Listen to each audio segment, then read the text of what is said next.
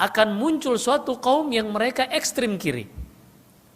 Kalau ini mengatakan Maryam berzina, yang ekstrim kiri nanti mengatakan ini anak Allah. Nas'allahu alaihi wasallam. Wa qalatin nasara al-masih ibnullah. Orang-orang Nasara mengatakan Al-Masih Isa bin Maryam adalah anak Allah. Kemudian Allah membantahnya di dalam surat Al-Maidah, kana ya'kulani ta'am. Bagaimana mungkin Maryam mereka angkat sebagai Tuhan dan Isa mereka angkat sebagai Tuhan, kemudian mereka menjadikannya dengan Allah sebagai Trinitas, 3 Tuhan tapi satu Tuhan tapi 3.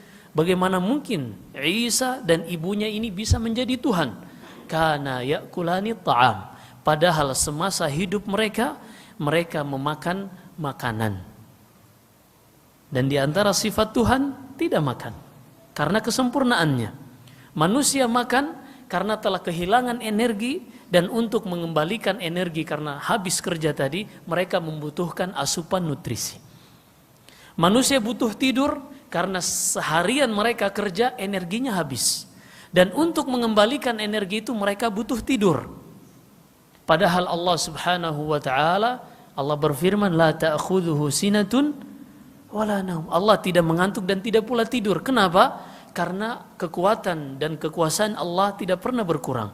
Allah berfirman di surat Qaf, وَلَقَدْ خَلَقْنَا السَّمَاوَاتِ وَالْأَرْضَ وَمَا بَيْنَهُمَا فِي 6 أَيَّامٍ وَمَا مَسَّنَا مِنْ لُغُوبٍ. Sungguh kami telah menciptakan langit dan bumi beserta apa yang ada di antara keduanya selama 6 hari.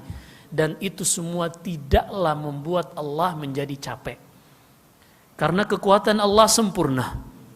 Keagungan dan keesaan Allah sempurna, sehingga ia tidak membutuhkan makan dan tidak membutuhkan tidur sebagaimana halnya manusia.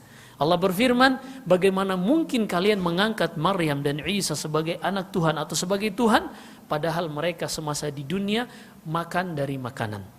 Dan sesuatu itu bisa diibadahi atau dikatakan dia sebagai Tuhan apabila memenuhi 3 syarat. Sesuatu berhak diibadahi atau diangkat sebagai Tuhan apabila memenuhi 3 syarat. Syarat yang pertama, sesuatu bisa dikatakan sebagai Tuhan apabila dialah yang telah mencipta. Apabila dia sanggup untuk mencipta. Kata Allah, hal min khaliqin ghairullahi yarzuqukum minas sama'i wal ard. Apakah ada pencipta selain Allah? Tidak ada. Kemudian yang kedua, sesuatu itu boleh diangkat sebagai Tuhan apabila dialah yang mengatur, memberi rezeki. Yang ketiga, sesuatu itu bisa dijadikan sebagai Tuhan apabila dialah yang memiliki seluruh apa yang ada di alam semesta ini. Alhamdulillahi Rabbil Alamin. Segala puji bagi Allah yang memiliki, pemilik segala alam semesta.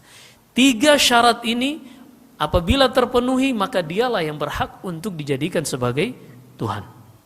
Makanya Allah berfirman di perintah pertama dalam urutan mushaf kepada manusia, dalam surat Al-Baqarah Allah berfirman, ya ayuhan nas, u'budu rabbakumul ladzi khalaqakum wal ladzina min qablikum la'allakum tattaqun, alladzi ja'ala lakumul arda firashan was samaa'a binaan wa anzala minas samaa'i ma'an fa akhraja bihi minats thamarati rizqan lakum fala taj'alu lillahi andadan wa antum ta'lamun.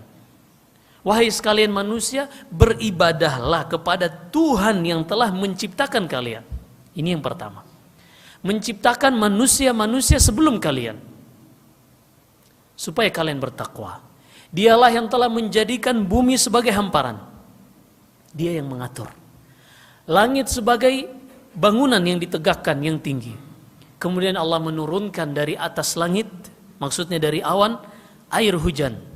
Dengan air hujan itu Allah mengeluarkan pepohonan dan tumbuh-tumbuhan, buah-buahan sebagai rezeki untuk kalian.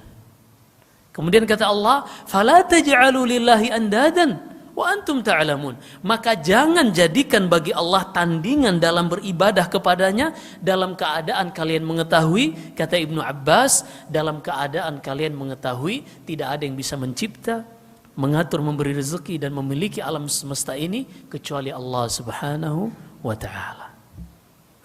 Maka sesuatu tidak boleh diibadahi kecuali memenuhi 3 ini. Berkata Syekh Hafidz Ibni Ahmad Al-Hakami dalam manzuma Sulamil Usul ila Ilmil Usul menjelaskan makna la ilaha illallah wa anna ma'naha alladhi alaihi dallat yaqinan wahadat ilaihi allaysa bil haqqi ilahun yu'badu illa al ilahul wahidul munfaridu bil khalqi war rizqi wa bit tadbiri jalla 'anil syariki wan nadhiri. Makna la ilaha illallah adalah tidak ada yang berhak untuk diserahkan kepadanya ibadah kecuali yang memenuhi 3 syarat tadi. Kecuali dia yang mencipta, yang mengatur, memberi rezeki, dan memiliki seluruh apa yang ada di alam semesta ini. Dan ketiganya ini tidak pernah terdapat pada sesuatu kecuali Allah Subhanahu wa ta'ala. Silakan diaplikasikan kepada seluruh yang diibadahi oleh manusia. Sebagian manusia beribadah kepada matahari. Beribadah kepada matahari. Apakah matahari mencipta? Apakah matahari mengatur? Di antara pengaturan Allah adalah penjagaannya kepada manusia. Sehingga Ibrahim alaihissalam ketika berdebat, berdiskusi dengan kaumnya, Nabi Ibrahim mengatakan falamma janna alaihi lail, falamma afalat, hingga akhirnya falamma ra'a syamsa bazighatan qala hadza rabbi. Tatkala Nabi Ibrahim melihat matahari terbit, dia berkata kepada kaumnya untuk debat, bukan untuk pengakuan akan akidah Ibrahim. Qala hadza rabbi, matahari inilah Tuhanku. Ini bukan pengakuan Ibrahim, bukan. Tapi Nabi Ibrahim ingin berdebat dengan kaumnya. Artinya mari kita sepakati dulu matahari sebagai Tuhan, lalu kita lihat apa yang setelahnya. Sebagaimana disebutkan Syekh Abdurrahman bin Nasir As-Sa'di. Inilah Tuhanku, wahai kaum, sama-sama Tuhan kita.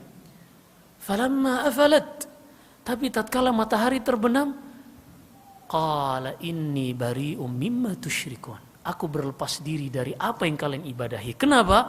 Karena kalau seandainya matahari ini terbenam, hilang, lalu siapa yang akan menjaga kita? Karena di antara salah satu sifat Tuhan, dialah yang mengatur, menjaga manusia. Kalau matahari ini hilang, siapa yang menjaga kita? Subhanallahil azim.